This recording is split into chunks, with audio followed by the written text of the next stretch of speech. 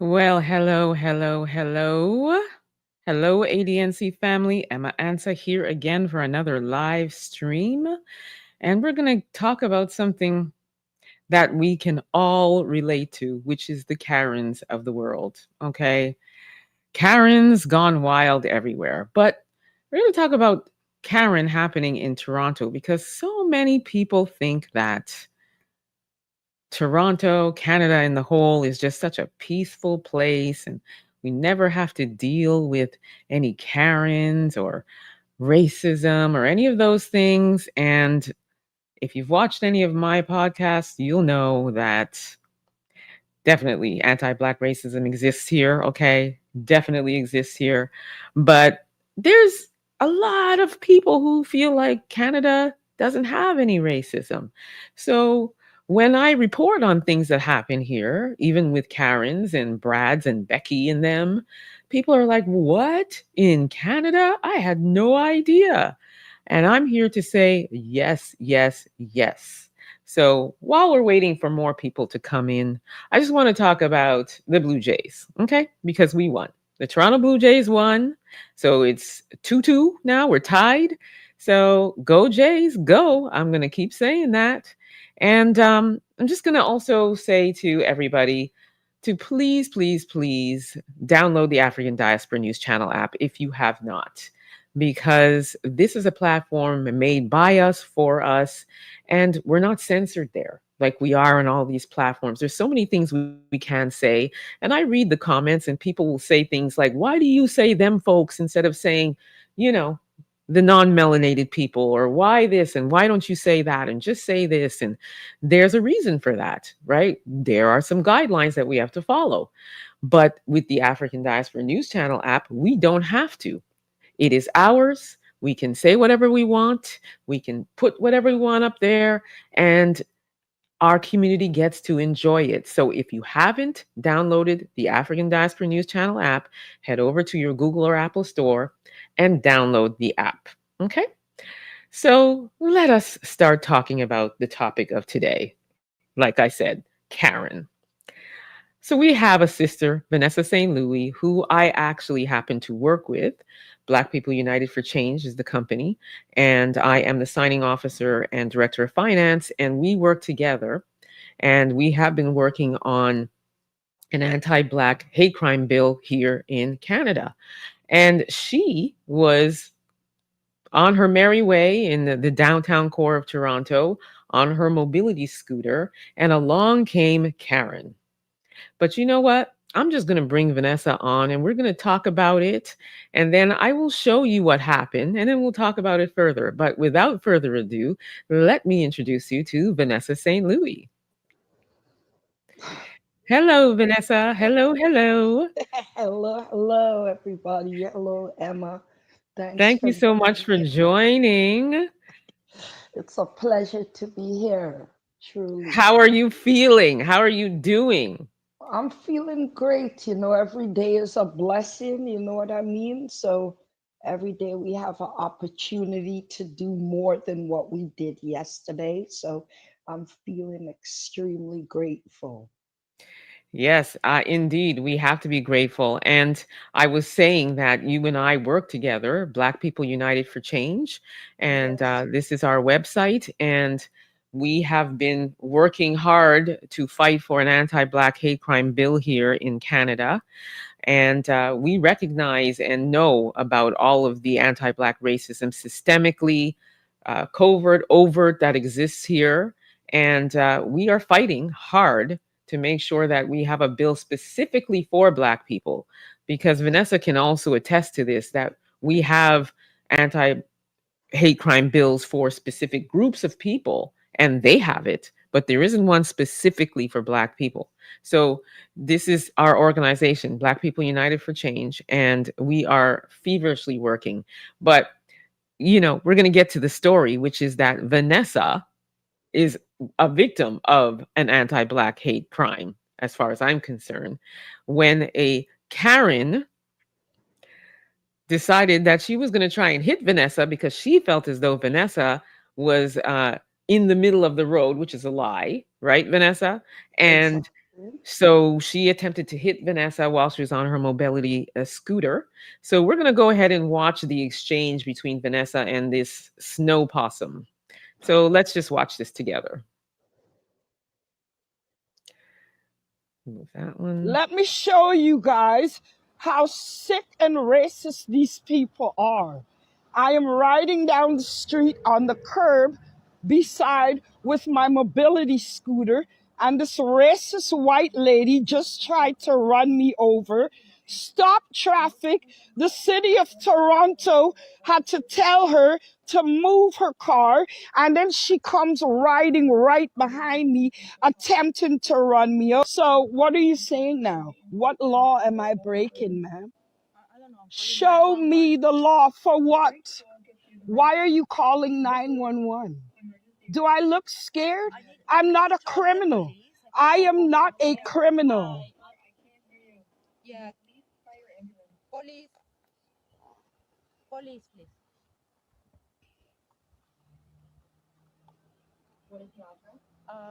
I'm here in Pape, 170 107, pay. 170 Pape. Yeah, I have a woman.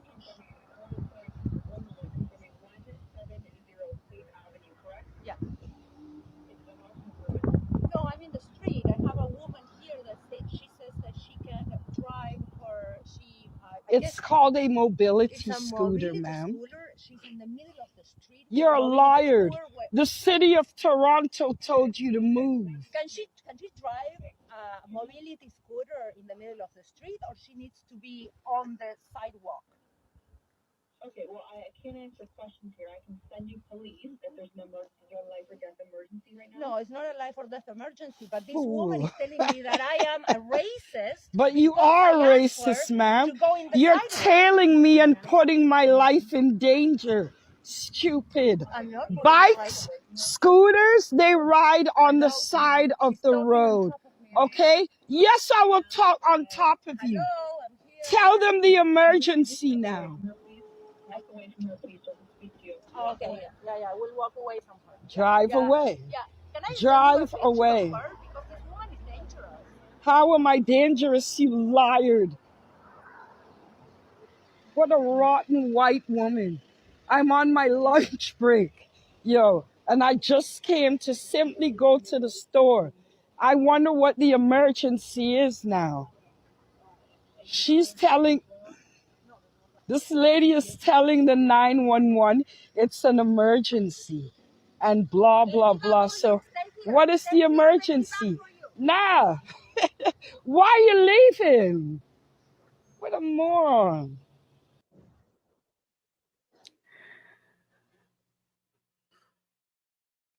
So Vanessa, um, let me just add you back. So Vanessa, you were trying to ride your scooter. You were on your way to lunch. You were on your lunch. You said right, and this this snow roach has it so wrong. First of all, I don't know if anybody else noticed because the volume was a little low when she was talking, but she has either a Russian accent or a Ukrainian accent or some sort of accent. She's not even Canadian. Okay. That's the first thing. Secondly, anybody who knows when you're in the downtown core of Toronto, there are bike lanes. And if there aren't bike lanes, you have to be right beside the sidewalk, but on the road. You don't ride on the sidewalk. So what happened? This woman tried to hit you. Okay, so Yeah, hey Jane Doe. Even she says she heard the accent. Exactly. right. So I was on my break. So I'm riding down the scooter. I'm on my phone with my good friend, and all of a sudden she pulled up to me, like right beside me to the left of me, as if she was a police officer pulling up to tell me to pull over. There was no over for me to go. And on that day, it was garbage day. So it's a residential street.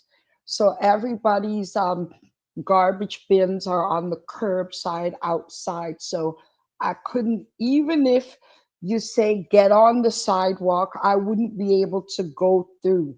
As with bikers that were driving in the same manner that I was.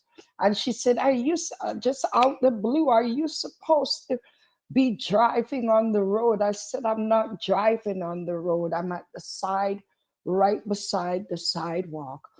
And I said, by the way, are you a police officer? She said, yes. I said, show me your badge. She wouldn't show it. And so I'm like, okay, keep it moving, you know. She stopped her car. So where she is, oncoming traffic is coming towards her. And she backed up the Purelator truck. She backed up the garbage disposal truck and a City of Toronto vehicle until the guy driving the City of Toronto vehicle came out and said, get out of the way. It's a residential street. Cars are honking, and he let her have it. Move your car. I said, sir, am I obstructing oncoming traffic in any way? No. So she had to move because everybody was angry. I went back to my phone call, but my scooter doesn't have a rear view mirror. A pedestrian walking down the street who was standing there witnessing this dilemma, she said, look out behind you. Now, in that video, you could see how close behind my scooter she was. I didn't see that she was coming right up on me like she was going to hit me until the pedestrian said, look out behind you. And there she was. So I stopped the scooter. I'm like, what are you trying to do? Run me over? I think she was infuriated because the oncoming people that she jammed up were angry and blowing their horns. So I have no doubt if the pedestrian did not tell me, look out behind you, she would have run me over on my scooter and then described me as dangerous and then threatened. I called police. I called, so call them. I'm not on Canada's Most Wanted. You think I'm going to run? Call them. You are in the wrong. You are putting my life in danger. As you could see in that video, she was right up on me. And she's not a member of law enforcement. So eventually, I mean, she turned around and left and said, stay here, and you wait for the police. Like, hello, I'll do better than that. So my friend I was talking with on the phone said, go to the police station. My father has a saying, do before you get done in. And she took my picture so she could say and do anything. So I went to the nearest police station, 55 Division. I showed them the video. They took down her license plate. And well, just as a result of my police visit, it's on record. I got there, I let them know what happened. They saw the make and model of the car, license plate number. So I'm protecting myself because her taking my picture and saying I'm a dangerous woman, she could do anything. But she's going to have to answer as to if you felt you were in such imminent danger by somebody on a mobility scooter, why didn't you wait for the police to arrive? And furthermore, in the phone call to 911, she herself said, no, it's not a life threatening situation. But my life could have been the one laid out on Pate Avenue that day, So that's what happened. The police, they came. I wasn't at home as yet. I tried calling them back so they could take like an official report, but they never came back, although I presented the facts and the video showed it all. But I decided, let me go see the police, put it like it's in the system because I have a reference number that I keep with me there. Because, I mean, their intent, in my opinion, is the more that they could see more Black people incarcerated or at the morgue, they will continue doing so unless we as a people put a stop to being open season for these Karens and Bradleys, as you said, Emma. And that was pretty much what happened that day. Now, before that incident, it's so ironic. My friend and I, Christine, we were on the phone, and a skinhead lady said, "Excuse me, are you a prostitute?" I said, "No, are you or your mother a prostitute?" "Oh no, it's because you're so beautiful." I said, "So your rationale is that every beautiful person is a prostitute?" And I summarized it. I said, "I see your skinhead, your hairdo, how you're dressed, and you're just plain and straight racist and disrespectful." And I rode off, then encountered Karen in the car. So that day it was like, I don't know, I attracted all of the covert racist and then the boisterous ones like Karen. But it is serious, and anti Black hate and racism is very prevalent in this country. I mean, people will assume because Harriet Tubman brought the rescued slaves to Canada, but they faced, and we as their descendants still face covert racism, and racism in a way that's not booming loud like the US, but it's racism in the same way. And that's pretty much what So that day happened. you actually encountered two Karens, Oh, and yes. one was covert, one was overt. And that's like a direct example of how we have both here in Canada, and people just think it's so peaceful here. Now that Karen, or I call her a snow possum, the one who actually almost hit you, really she should have been charged for what she did. But of course, what are we living with and what are we dealing with, right? And Jane Doe says they do not like when we know our rights. She taught you, or she thought you would not ask her for a badge, and she impersonates a police officer. That in Ontario is an offense. Exactly my point. Like there were so many offenses in that one thing. She lied and said she was an officer. She's misusing resources. We know in Toronto there's so much going on with the police. I mean, even if now if you dial 911, you're on hold. Okay, so her calling 911 to even talk about, like, this is the level in which she has no idea what she's talking about, because she's saying that you're supposed to be riding on the sidewalk. Anybody who lives anywhere knows that you're not supposed to be riding your bike, mobility scooter, any of those things on the sidewalk.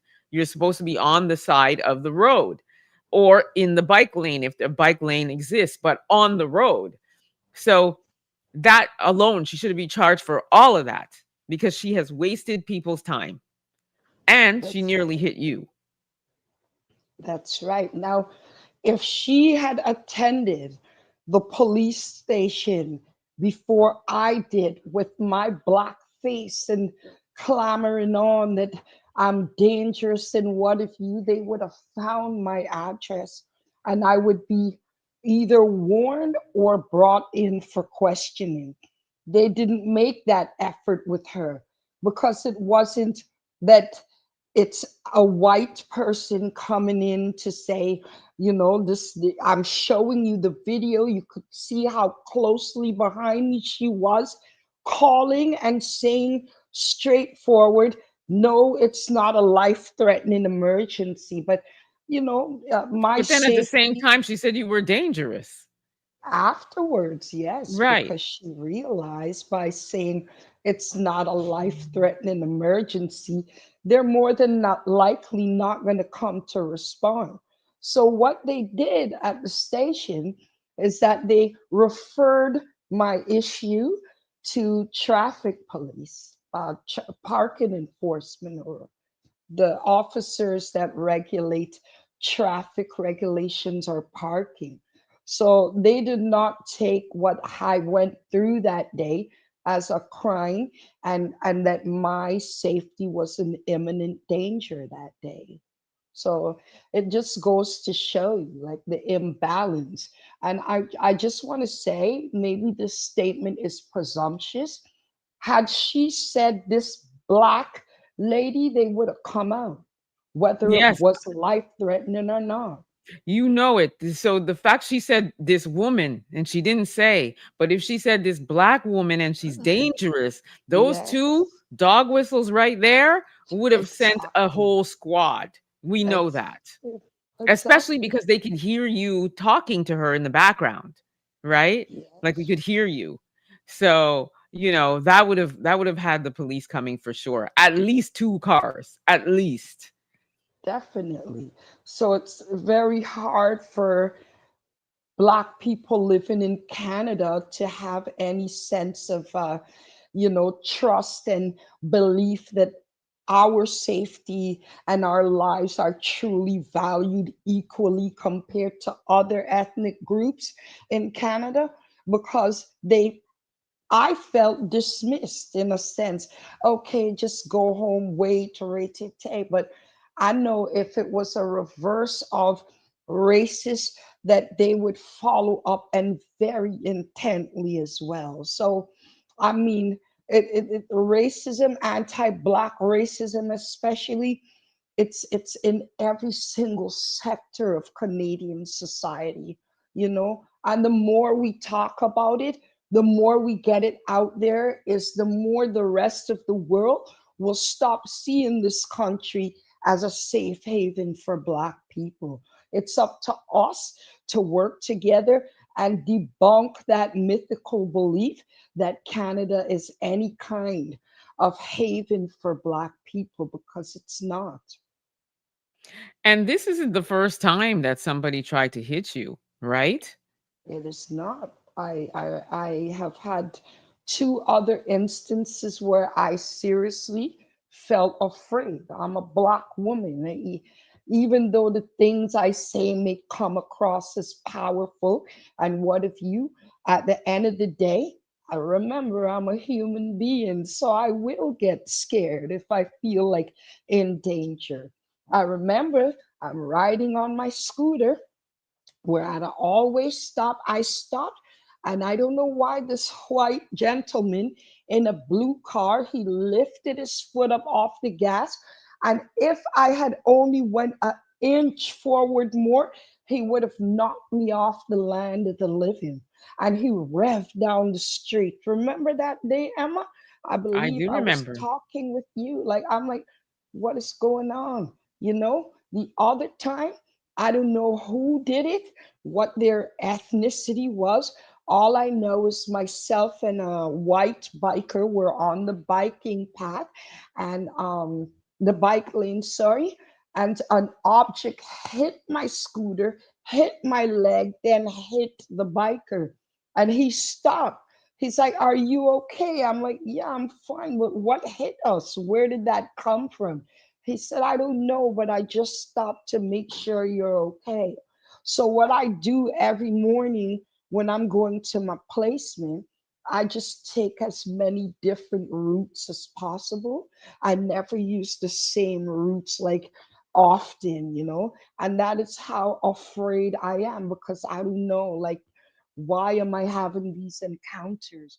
So when we see like Black people getting on the bus and being called that racial slur that starts with N, and when we have people coming out and saying they were scared or it's impacted their mental well-being, it truly does.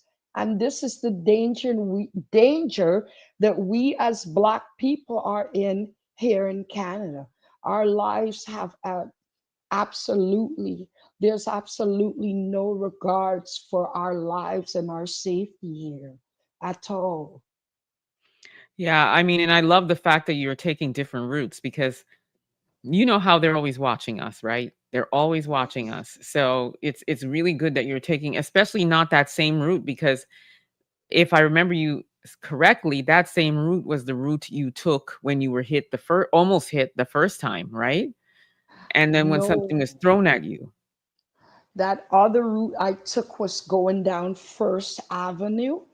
I was Okay. going down. Pape Avenue when I met up with those two um, Karens in the same day. Like it was one episode right after the other. So truly, as much as it takes courage to talk about the discrepancies in Canadian legislation and to stand up and say, yeah, this needs to change and lobby for change. But at the end of the day, I'm a human being and I am terrified to go down Pate Avenue. I don't go there anymore. I take a very long way. And the mobility scooter, at one point, I needed and relied on the mobility scooter because my mobility wasn't on point. I really don't need the mobility scooter. I tell you why I'd rather ride that little scooter because of the atrocities we as Black people face in the public transit system, even in a Uber or a Lyft, like we're always treated as if we don't matter. We're disregarded in every way possible in Canada. So for my peace, I like to ride that mobility scooter because it's less interaction with the public. And it's really gotten to a point where, like what you covered the other day about that Black youth on the big Go Transit bus being called a Yes. Igor. I mean, that's the critical point we're at right now. And when we lobby for change, we're ignored. But as we always discuss, Emma, we as Black people, we must take accountability. We must stop picking and choosing, well, that's my friend, so I'll sign their petition, or I don't like her, so I'm not going to go to the demonstration. We as a people, we have to realize whether change is for the good or for the bad, our oppressors, they're not separating or compartmentalizing us as a people. When you're in melanin skin, to them, you are the scum of the earth. They don't compartmentalize, so why do we? If change come about from our petitions and our demonstration, it will impact all of us. If it remains the way it is and gets even worse, and these people continue to get bolder and bolder every day and demonstrating their hatred for us, it impacts us all too. We as a community, we have to learn to find a way to unite and say, yeah, the change will affect us all. But as you could see, that big rally they had on September the 13th and the Second Sons movement going on, um, they're not hiding it anymore. They're not as covert as they used to be.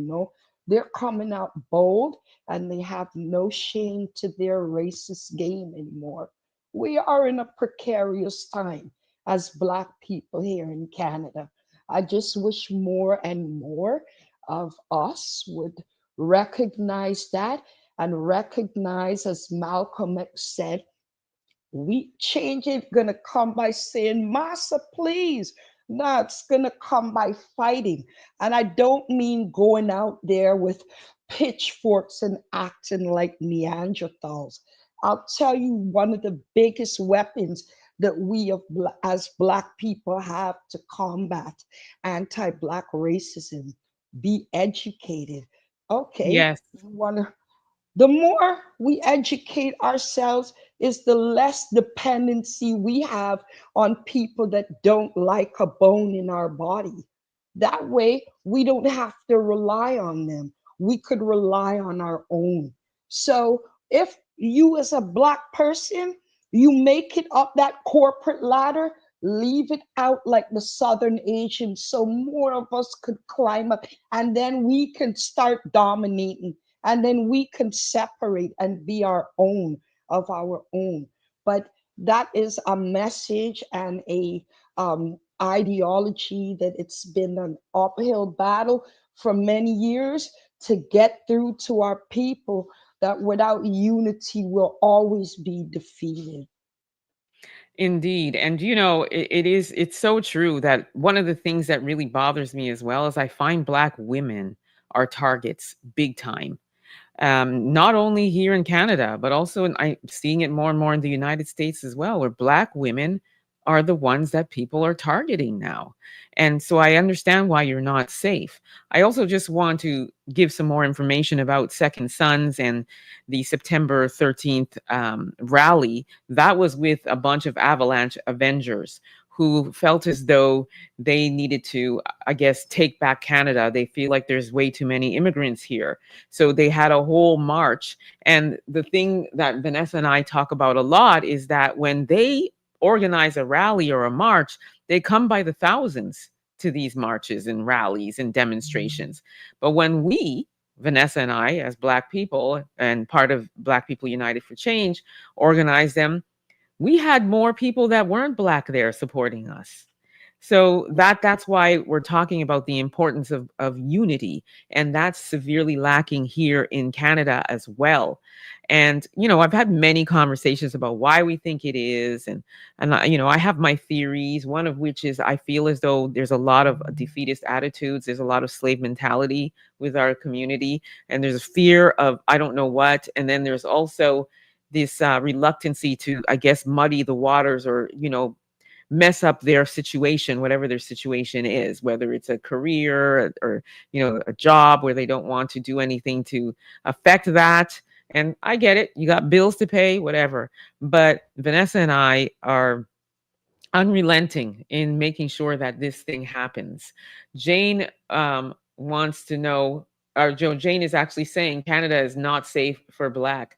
As a Black child growing up here, it is not safe. And people in the US must realize that. Jane is also saying, where's the Black Panther Party here in Canada? We are our Black men to, I think she meant to say, our Black men need to get together and confront store owners who push two Black girls on the street. Yeah, I covered that story just the other day. What about the Black woman in Niagara Falls? Exactly, I covered that one too. Her racist, snow roach of a neighbor who's been terrorizing her for years. And we talked about the two Black women who were standing outside John's Mart downtown on King Street in Mm. Toronto, and he just shoved them with so much force to the ground, saying that they're trespassing. So that's what Jane is referring to. Exactly my point. And all Black women. And one of the things that I always say, though, is I think a lot of people assume that just because you as a Black woman are alone, it means you are alone, if you know what I mean. And not all of us are alone. You're going to come and you're going to meet somebody. If you think you're going to be terrorizing us, following us home, and all this other nonsense that's going on with Black people. Jane says, yes, in the US, they come out in droves when they confront person who harms Black women and men. Not like here. And Walter says, LOL, snow roach. Yes, that's what I call them. Snow roaches, snow possums, avalanche avengers. And I don't even know if we should use avengers, because avengers are people that are like superheroes, and they are not that. So I'm sticking with snow roach or snow possum. So You yes, know, yes, Walter, that's what I call them. And I use the word roach because they're just everywhere. They're everywhere. They're in our business. It's like they're obsessed with us, but they hate us, and they love our culture, but they don't love us, and they just can't stay away from us. They use their social media. They're just talking about us, everything, us, where we are just trying to mind our Black business. Okay. So, correct. you So know, I think that she should have been charged for sure. ideally, another thing, the commentator in the chat there, not only are women vulnerable target for these people, children, our children, our kids in school, especially our elementary children, they face so much atrocity Yes, on a they do. daily basis. When I say daily, I mean just that, you know. For example, the two LGBTQ women who adopted a black 12-year-old, and they're labeling his unaliving while in their hands and custody, entrusted our black 12-year-old child into their care, and they tortured that little boy to death.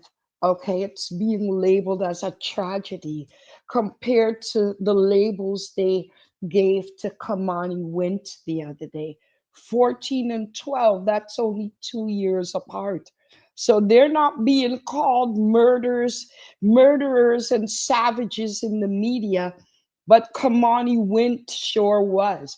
And I'm not going to be surprised if they say they're being sent for psychiatric evaluation, because that is their get out of jail It's card. always their talking point. It's got to be a mental health thing if one of the folks commits a crime against Black people. It's a mental health situation. But like you said, these two from the alphabet soup community who tortured a 12-year-old Black boy. And by the way, that's why I always have pause and take issue when, them snow citizens decide to adopt a Black child. It doesn't sit well with me. It never has. And I'm not going to say that all of them are, just mistreating these Black children that they adopt. I just always question it. Like, why do you have to adopt a Black child?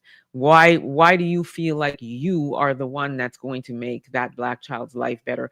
Why do you not look to adopt a child that looks like you? So I always question those things. And then when you hear about these cases like this 12-year-old that was tortured, then it confirms my suspicion. It confirms my fears about it, right? And so I always have an issue with it. And Jane says, yes, our kids. I too was a kid here and also faced atrocities as well. I now see it as an adult, but could not see it when I was 6, 7, 8 years of age. And I talk about it all the time, growing up in Quebec and going through it at the age of 6 and being 6 years old and not really understanding, like, why are these children circling me and chanting this word? I didn't even know what that was at the age of 6. But when I finally realized what it was, I was 6 years old. And it was our parents that told us this is what it is. And of course, growing up in Quebec and being the only Black family in this one neighborhood, they were not happy about it. So we suffered a lot of atrocities as a family as well. And that's why I'm so passionate about exposing, because when you think back to me being 6, and now I'm well into my 50s and I'm still seeing this happening, then of course we have to continue to expose. And now we're blessed with so many beautiful technology pieces where we can be able to capture it, where, remember, back in our day there was nothing, right? Nope. So I'm glad to be able to expose this, including what happened to you, Vanessa. And I'm so glad that you took your phone and had it out so that you were able to capture this woman. But Yeah, you I know what? have to. What really upsets me is I doubt anything's really going to happen to her. No, it will not. And that part about capturing, I think Christine Jackson from the Keeping It Real show. She said, "Get off the phone and record." So I'm glad I took her advice there. But what I want to say again, and at the risk of sounding redundant, we as a people, we have to look within too. There is a Jewish Children's Aid Society, the Catholic, the indigenous that are serving their people. Where is the Black Children's Aid Society? The society that works with Black families. We don't have that. And this is what we need to be fighting for, not fighting each other for the most views or the most funding, or, those fights don't matter. We need to fight for us. And it's like history repeating itself over and over again. At some point, we have to break the cycles. You know what I mean? I mean, Harriet Tubman, Malcolm X, Martin Luther King, um, what's her name? Not Viola Desmond. Desmond. Yeah. Yes, Viola Desmond as a Black Canadian woman. They all brought us this far. It's up to us to say now, our children that we're looking at, let us not make them go through this loop over and over again. We need to fight to build and establish our own. We are not each other's enemies. I say this so many times. We look at each other as, I don't like her, she's no good, we, we need to stop looking at ourselves as the enemy. We're not. Because what it's like the games of hunger.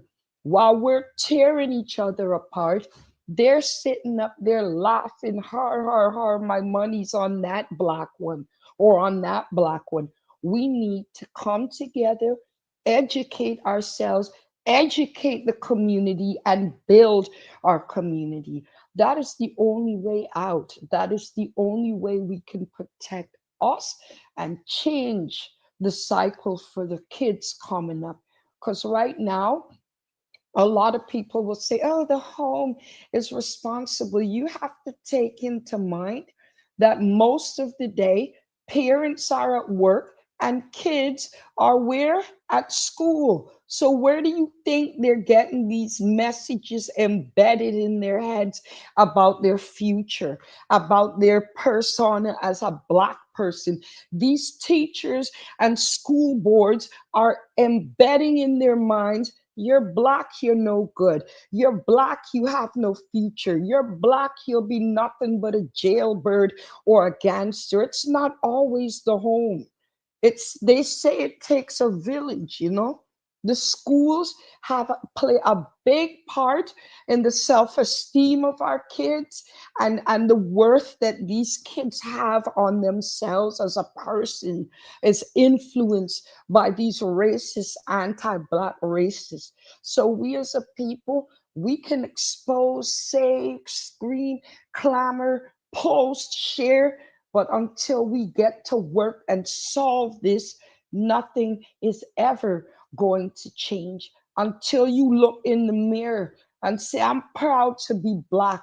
Until you look in the mirror and say, I could do this. Until you look at your Black neighbor to the left and the right of you and say, let's go, let's do this together. Because it's not something that can be achieved alone. We need each other. And Emma, what attracted me to you, the first time I saw you, you ended your segment by saying, we are all each other has. So let's stop destroying each other if we know that, and work like this and not like this. It's about time now. Don't you think so? I agree. And, I always say that the lack of unity in our community only benefits one race of people, and it's not us. But Exactly. at the same time, we have so many people in our community that just want to compete. It's that competitive nature. And so even though we want to unify, we do.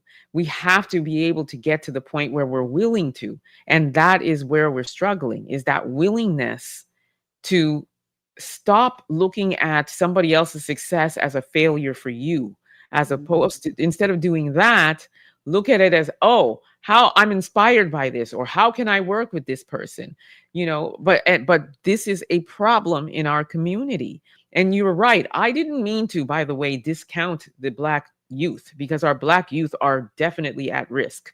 We did a whole live stream yesterday about the crisis that's going on with our Black youth here in Canada. So that's definitely a problem, and we need to be able to create safe spaces for them, have those resources for them. Like Jane agrees with you. Where is the Black Children's Aid Society? Where is it? Where is our own community centers like Marcus Garvey Center? We need our own Black hospital. I've been saying we need our own major institutions, because systemic racism is everywhere. It's in law enforcement, it's in the healthcare system, it's in the schools. We talk about the schools. There's so many Black students in the schools that are going through so much anti-Black racism, and a lot of them are afraid to speak up. And the reason why they're afraid to speak up is because they fear that it'll either A, get worse, or B, whoever's involved, because sometimes it's faculty, it's not just the students, right? They feel like it's going to affect their grades, and they really just want to get out of school, like they want to do their schooling and move on. and or both of those things they're afraid of, so they don't speak about it, right? That's right. And so our students, our our youth are definitely at risk as well. And this is why I'm saying we as a community, like you said, it takes a village. Back in my day, when the street lights went out, it was time to go home, and if you weren't home, auntie across the street, uncle on the other side, everybody's watching and telling you carry your behind home, you know what I mean? So we definitely need to get back to the days, like you said, of the Viola Desmonds and the Malcolm X's, and even Africville. No matter how much they brought these people down and left them with nothing, they managed to make a community for themselves out of nothing, until that angered the snow roaches. So they came and bulldozed them out. But my point is that we are so capable of that. We just, for some reason along the way, we lost our will somewhere along the way. Alexa says, "How can we come together? The black man is not uh, is not on the black women's side. Black men wants white women. How are we going to change things?" And that is a point too. Is that a lot of them are bunny hoppers, and they're not embracing their queens, and a lot of them go through it too when they decide to be bunny hoppers Well, and Emma, off. Mhm. just to touch on that, what the commentator just said, do you remember on April 11th, as we were walking towards the Legislative Assembly grounds of Ontario, and then we turned the corner and nobody was there? Nobody. It was And that was empty our as a first mine shaft. family. That was our first demonstration, okay?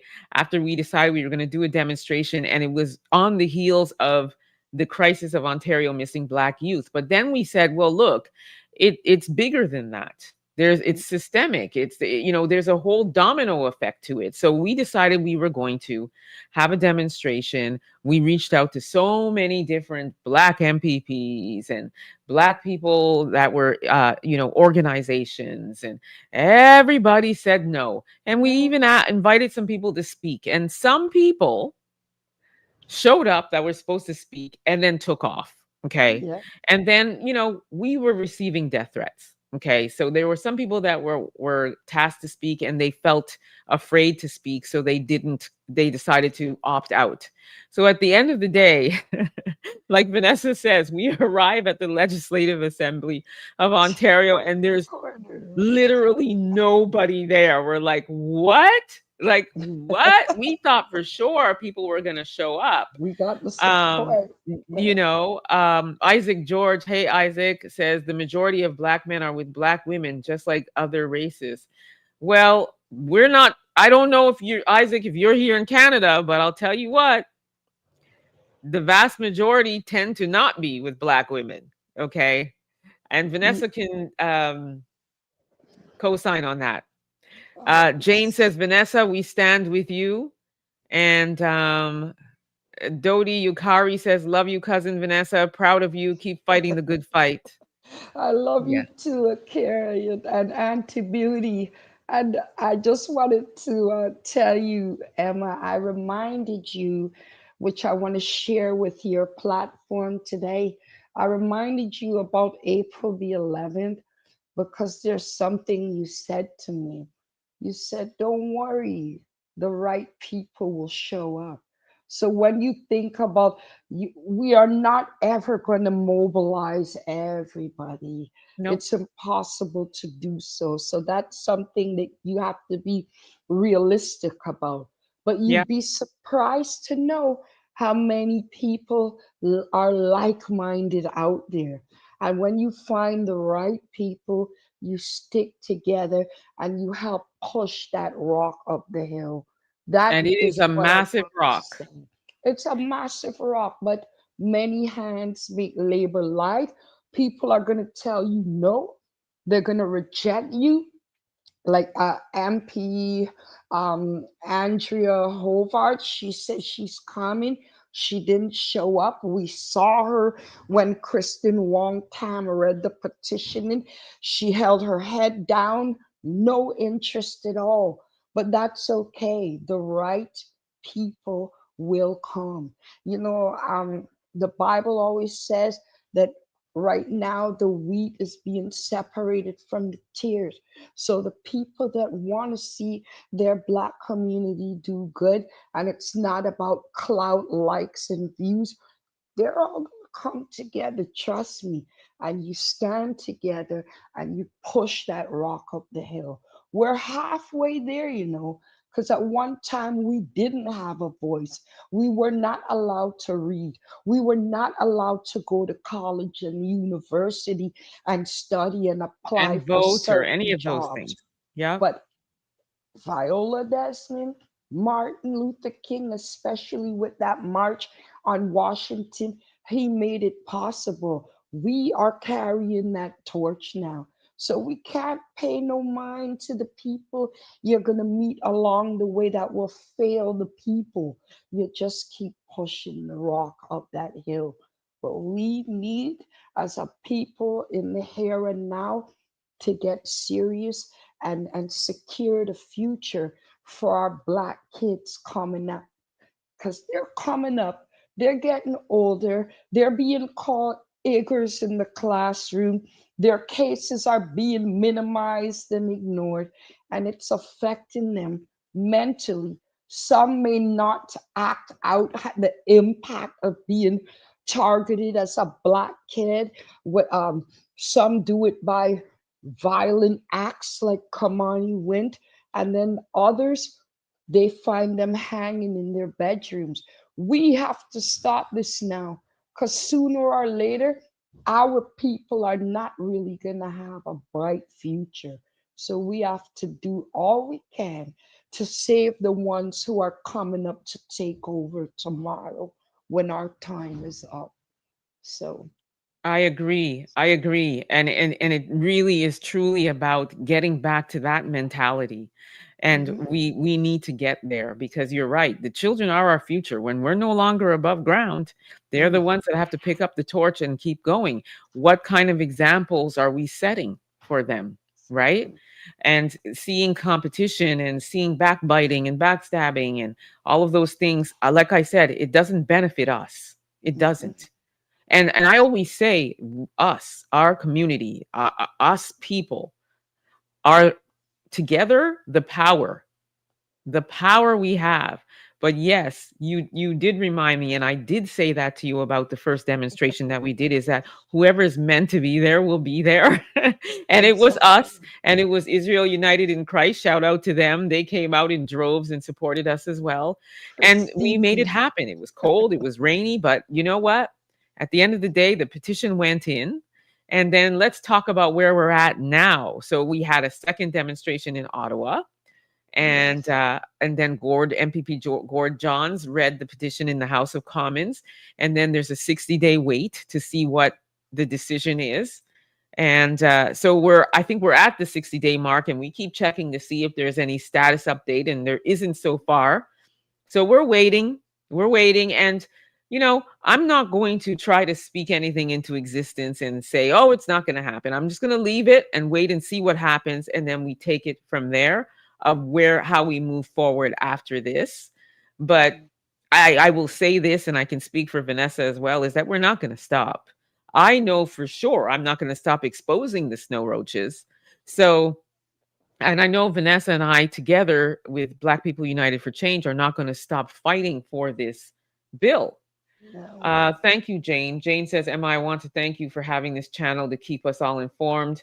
It's I wish I had this when I was in high school in 1989. Exactly. I say the Mm, same thing. We had nothing back then. And I mean, yes. history that was taught here in Canada was always about Christopher Columbus discovering America. That was always the only thing, and nothing else. And even Thanksgiving, it wasn't like they taught us about the indigenous people and all of that stuff. They just gave us what is it, stencils for us to color a turkey, and just doing that kind of stuff. Nothing to really teach us anything. Jane is asking what happened to the Black pages from the mid 90s. Exactly. Well, now we have digital platforms. that are really starting to come up, and we as Black people need to start coming on those platforms. That's the other thing. Black people, our spending power is over 1.3 trillion. So imagine if we were to take all of our spending power away from the folks and every other race and put it in our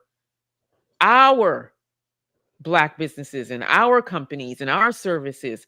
How powerful would we be? We would be like the days of Tulsa Unstoppable. times a million.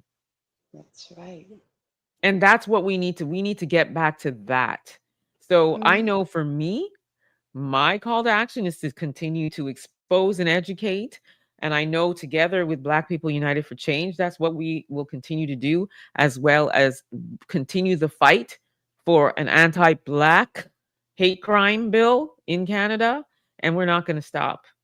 right. So, anybody that wants to join us, you are more than welcome to reach out to us. Vanessa, tell them where they can find us. You can find us on www.blackpeopleunitedforchange.ca. Email address blackpeopleunitedforchange@gmail.com. And before we'll wrap up here, Emma, last thing I want to say, after that demonstration in the nation's capital on September 18th, I made a promise to myself. If I'm scrolling down my news feed and I see a Black entity or organization making an effort that's directed towards change and the empowerment and growth of the Canadian Black diaspora, I'm going to hit the share button. Click the share button. That demonstrates unity. You may not even go to an event or read a book or listen to something. Click the share button. Pass it on. That's how we grow as a community. So more togetherness for sure. It is And desperately also needed. reach out and say, hey, how can we collab? How can I help? How can we do something together? Like, how can we grow together? How can we build together? A coalition is what we need.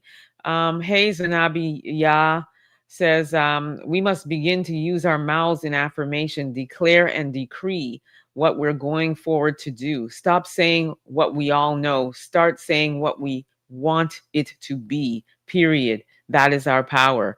Exactly. We can talk about why it's not happening, but we need to start putting our words to action. And I will say it again, it could be you and I and my hubby, who's also a part of Black People United for Change, and we can continue with just the three of us. But we're gonna keep going. God knows we're not gonna stop. Exactly. We're not Exactly. gonna And don't stop. don't leave out my Christine. That's my And of course, Christine oh, Jackson. Shout out to Christine Jackson. exactly. Exactly. We're gonna just keep Exactly. pushing, keep pushing. So if it's four, it's four, and Exactly. that's it. Any final Exactly. words? I just want to say, Emma, you covered the 19-year-old on the Go bus that day. About a week or two ago, you covered what happened. We did start a petition. We reached out to Metrolinx. So if you could visit blackpeopleunitedforchange.ca, I'm going to provide the URL.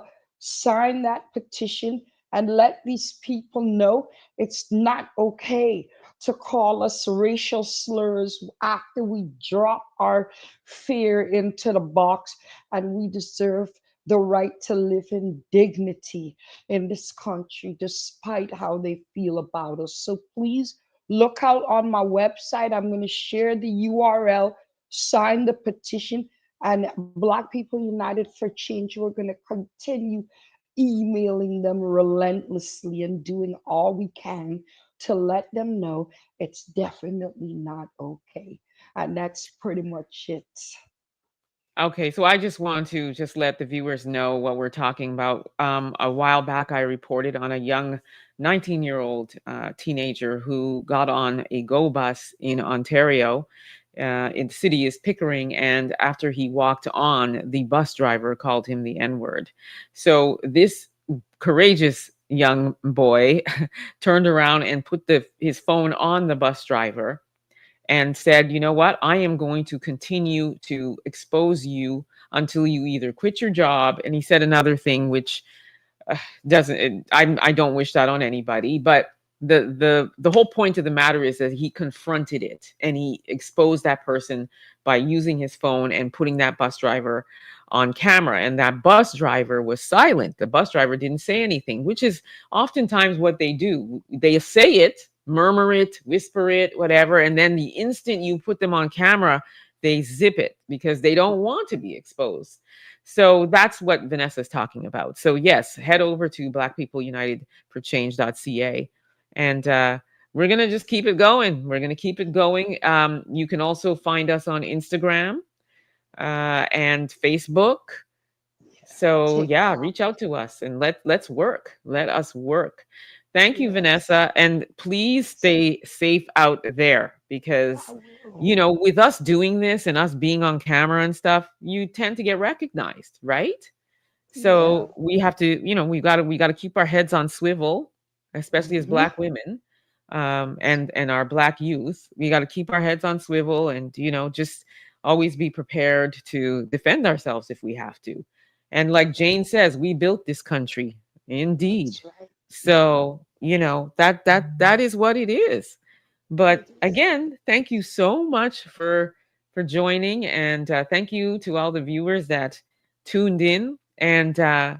I'm gonna say again, please download the African Diaspora News Channel app. We're talking about something that's made for us, by us, and it's a platform where we have freedom to speak about all things affecting our community without censorship.